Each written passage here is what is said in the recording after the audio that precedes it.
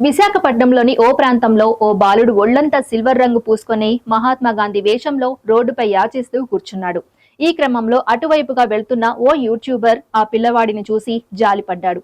వెంటనే ఆ పిల్లాడి దగ్గరకు వెళ్లి అతని సమస్యలు అడగగా ఆ పిల్లవాడు తన తల్లిదండ్రుల అనారోగ్య సమస్య గురించి చాలా దీనంగా చెప్పసాగాడు. ఆ బాలుడు మాటలు వింటున్న యూట్యూబర్ వీడియో తీశాడు.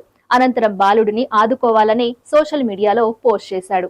అయితే సామాజిక మాధ్యమాల్లో ఎప్పుడు యాక్టివ్ గా ఉండే మంత్రి లోకేష్ ఈ వీడియో చూసి చలించిపోయారు. ఈ ఘటనపై మంత్రి లోకేష్ వెంటనే స్పందిస్తూ ఆడుతూ పాడుతూ పెరగాల్సిన వయసులో కుటుంబ భారాన్ని భుజాన వేసుకున్న ఈ బాలుడి మాటలు వింటుంటే నా హృదయం చలించిపోయింది.